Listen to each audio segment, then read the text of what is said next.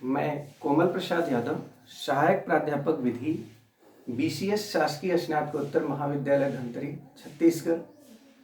आज आप सबको बौद्धिक संपदा विधि के अंतर्गत एक प्रमुख बौद्धिक संपदा अधिकार, जिसे व्यापार चिन्ह के नाम से जाना जाता है, उस पर प्रकाश डालूंगा और आप सबको ये बताने की कोशिश करूंगा कि व्यापार चिन्ह क्या है और इसका प्रयोग कैसे होना शुरू हुआ। इसके प्रस्तावना के बारे में मैं इसकी प्रस्तावना पर प्रकाश डालने का प्रयास करूंगा।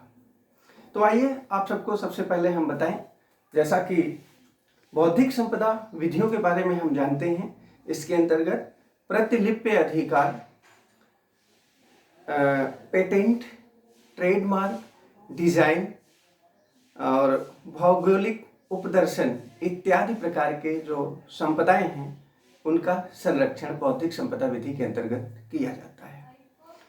व्यापार चिन्ह का प्रयोग प्राचीन काल से ही किया जा रहा है।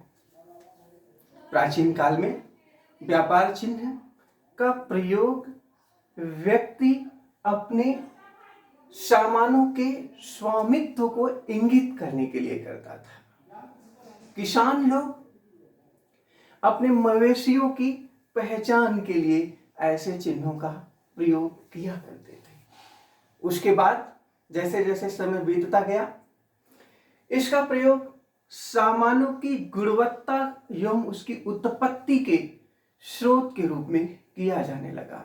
मतलब कि पहले इन चिन्हों का प्रयोग सिर्फ इसलिए किया जाता था कि व्यक्ति अपने सामान के स्वामित्व और किसान अपने मवेशियों के स्वामित्व को दर्शाने के लिए करता था। पशुओं की पहचान हो जाए, ये पशु उनका है और सामान किसका है, उस पर उसका मालिक कौन है, इस बात की पहचान के लिए किया जाता था। बाद में जैसे जैसे धारणा बदलती गई, इन चिन्हों का प्रयोग सामानों की गुणवत्ता व उत्पत्ति के रूप में जाना जाने लगा।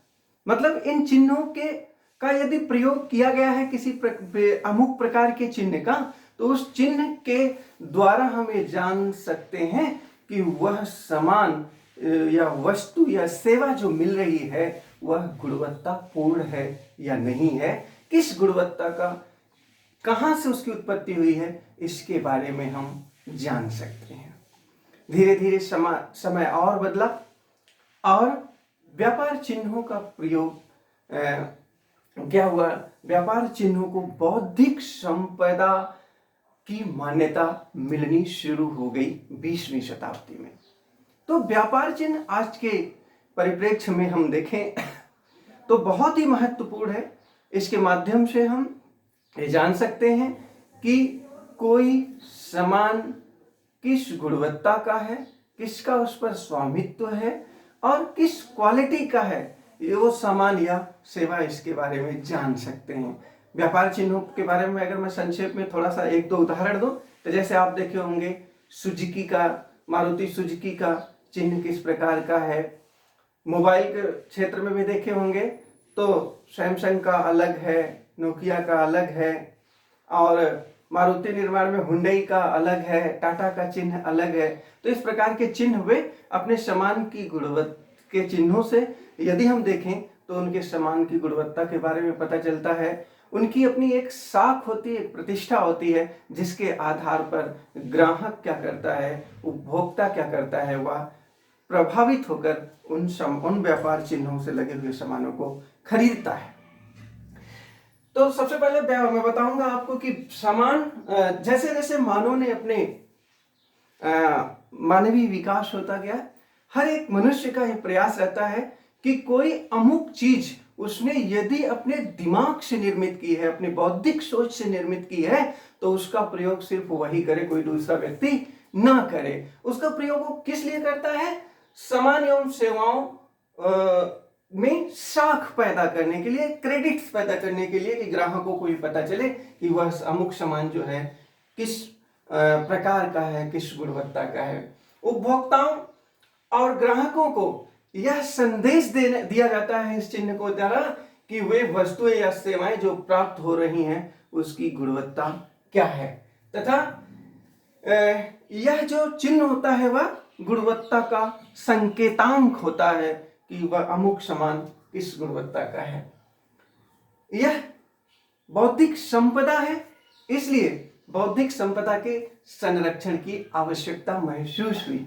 धीरे धीरे 19वीं शताब्दी में 19वीं शताब्दी जो थी वो औद्योगिक क्रांति की थी, जिसके अंतर्गत उद्योगों ने क्या हुआ कि बहुत ही ज़्यादा विकास किया, और उस विकास के साथ साथ क्या हुआ कि बहुत सारी ऐसी चीज़ें आई जिससे कि बौद्धिक संपदा के संरक्षण की आवश्यकता महसूस हुई। हुआ ये कि लोग कपटपूर्ण संव्यवहार करने लगे।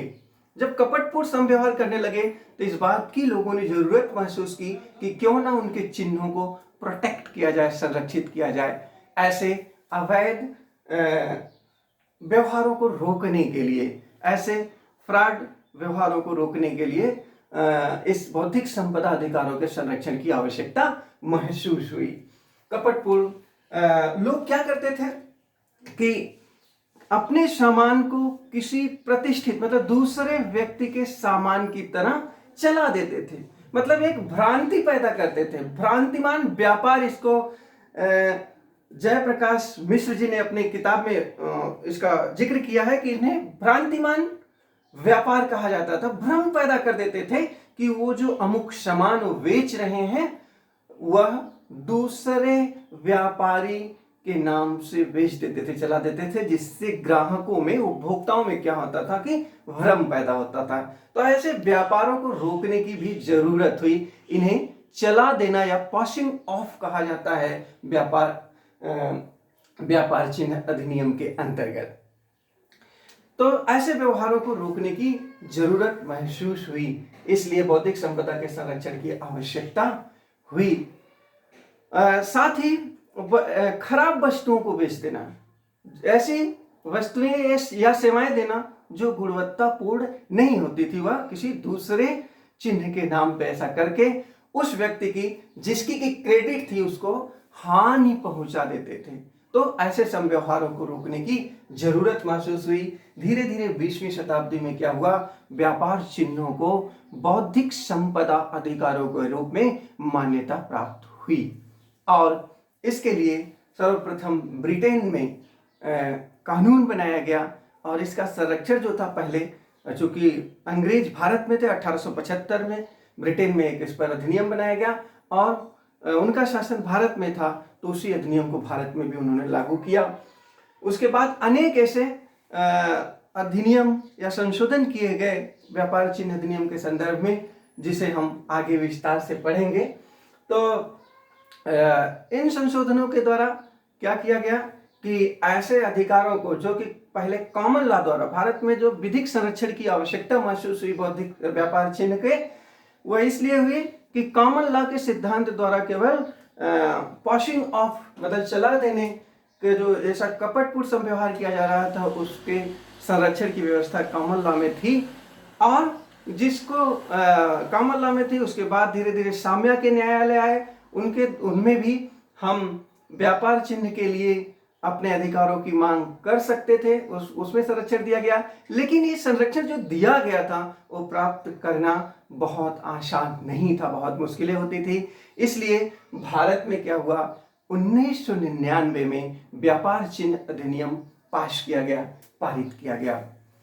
व्यापार चिन्ह को संरक्षित करने के लिए एक संधि है, ट्रिप्स एग्रीमेंट जिसे कहा जाता है, उसके अंतर्गत परिभाषित किया गया है व्यापार चिन्ह को, जिसमें कहा गया है कि व्यापार चिन्ह ऐसा कोई संकेत या संकेतों का संचय है जिसमें एक उपक्रम के सामानों एवं सेवाओं को दूसरे उपक्रम के सामानों एवं सेवाओं से सुभिन्न करने की सामर्थ्य है। मतलब यह एक ऐसा चिन्ह है, एक ऐसा संकेत या संकेतों का संचय है जो एक उपक्रम के सामानों एवं सेवाओं से दूसरे उपक्रम के सामानों और सेवाओं से सुभिन्न करने की सामर्थ्य रखता है। तो तो व्यापार चिन्ह के माध्यम से हम क्या करते हैं, ये इस बात को जाना जा सकता है कि वह सामान या सेवाएं जो प्राप्त हो रही हैं वह किसकी हैं, किस उपक्रम की है, किस व्यापारी की हैं, जिसके माध्यम से हमें इस बात की जानकारी हो जाती है कि अमुक सामान जो है वह गुणवत्तापूर्ण है, उसकी व्यापारी की अपनी क्रेडिट्स है, इसलिए हमें ऐसे सामानों को लेना चाहिए। और जब ये व्यापार चिन्ह अधिनियम 1999 भारत में लागू हो गया तो इस अधिनियम के द्वारा यह संरक्षण दिया गया है सभी व्यापारियों को कि उनके अधिकारों का कोई वायलेशन नहीं कर सकता है। मतलब उनका ये बौद्धिक संपदा है और उनके बौद्धिक संपदा का वायलेशन अगर कोई करेगा तो उसके लिए क्या है, इस अधिनियम के अंतर्गत उपचार की व्यवस्था की गई है।